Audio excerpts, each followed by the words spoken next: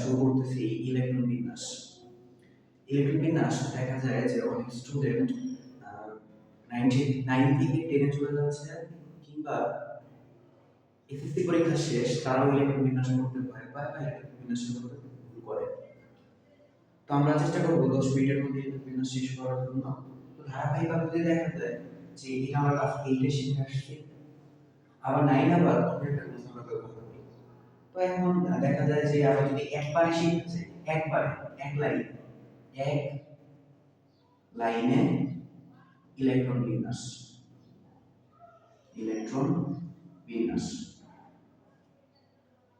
তো আমাদের যে কাজটা করতে হবে সর্বপ্রথম এই ফিল্ডটা মুছে রাখবো 1s 2s, এরপর হচ্ছে 2p, এরপরে কি 3s, এরপরে কি 3p, এরপর 4s, এরপর 3d। এটা হচ্ছে আমাদের সিরিয়াল। এই ক্রমটা আমাদেরকে বুঝতে রাখতে হবে। আর যদি আরেকটা লাইন আমরা বলি, আরেকটা লাইন যদি আমরা বলতে চাই যে এখানে দেখা যাবে যে এফ সর্বোচ্চ ইলেকট্রন নিতে পারে 2টা, ই সর্বোচ্চ ইলেকট্রন নিতে পারে 6টা, ডি সর্বোচ্চ ইলেকট্রন নিতে পারে কয়টা? 10টা। আবার বলতেছি এফ কয়টা নিতে পারে? 2টা, পি কয়টা নিতে পারে? 6টা, ডি কয়টা নিতে পারে? 10টা। এখন যদি এই সিরিয়ালটা আমরা মুখস্থ রাখি, সেক্ষেত্রে আমরা সর্বপ্রথম যে কাজটা করতে পারবো সে কাজটা কি? যেমন যদি বলা হয় সোডিয়াম যে কাজটা করতে পারে, সোডিয়ামের ইলেকট্রন কতগুলা? 11টা। এখন যদি এর ইলেকট্রন বিন্যাস করি তাহলে আসবে কি 1s, এরপরে কি 2s, এরপরে কি 2p, এরপরে কি 3s। এই দেখো এই সিরিয়ালটা। এখন দেখো আছে কয়টা?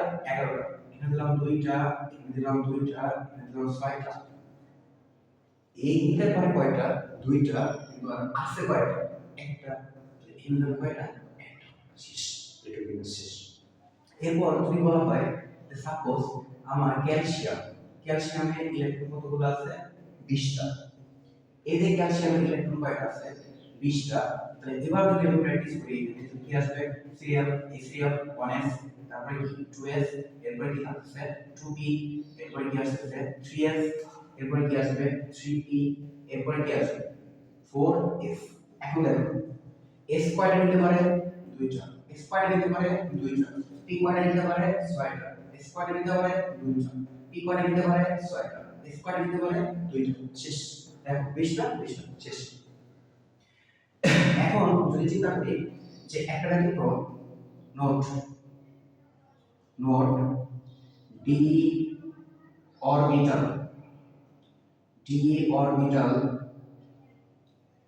অর্ধপূর্ণ অথবা পরিপূর্ণ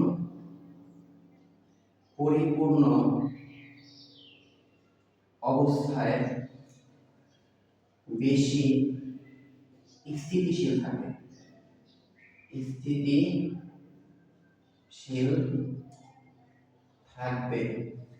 তার মানে যদি লক্ষ্য করি যে অর্ধপূর্ণ কি? অর্ধপূর্ণ মানে দেখো ডি তে থাকতে পারে কয়টা? সর্বোচ্চ নিতে পারে 10টা। অর্ধপূর্ণ মানে D5, আর পরিপূর্ণ বলতে D10।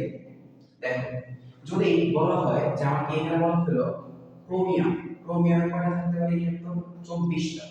এর যদি ইলেকট্রন বিন্যাস করি 1s2, 2s2, 2p6, 3s কত 2, 3p6, 4s2, এবার 3d কত 4, 3d4। কিন্তু দেখো তো এখানে কি আছে?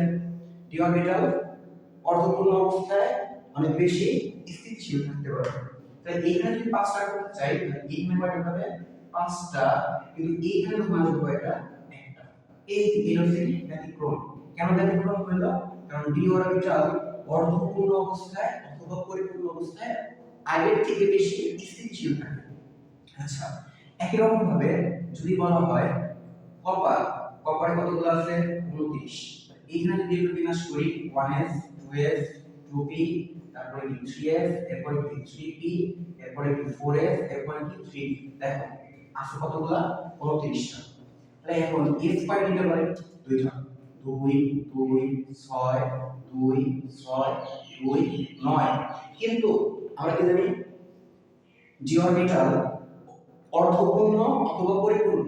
তাহলে কি পরিপূর্ণ করতে চাইলে 10 এখান থেকে যদি একটা গেল এখানে কত আসলো 1 এই জন্য এইটা কি ব্যতিক্রম তার মানে আমরা বলতেই পারি যদি কেউ এই সিরিয়ালটা সুন্দর করে কষ্ট করে যদি মুখস্থ রাখে এই সিরিয়ালটা যদি কষ্ট করে মুখস্থ রাখে তাহলে সেক্ষেত্রে সে যে কোনো ইলেকট্রন বিন্যাস করতে পারবে অন্তত এসএসসি লেভেলে কোনো ধরনের কোনো প্রবলেম হবে না এসএসসি কিংবা এসএসসি লেভেলে যদি বলা হয় সে কোনো সমস্যা ফেস করবে না এটা বেশি মনে রাখতে হবে এস সর্বোচ্চ কয়টা দিতে পারে 2টা পি সর্বোচ্চ কয়টা 6টা ডি সর্বোচ্চ কয়টা 10টা কিন্তু ডি অরবিটাল অর্ধপূর্ণ অথবা পরিপূর্ণ অবস্থায় অনেক বেশি কি থাকে স্থিতিশীল থাকে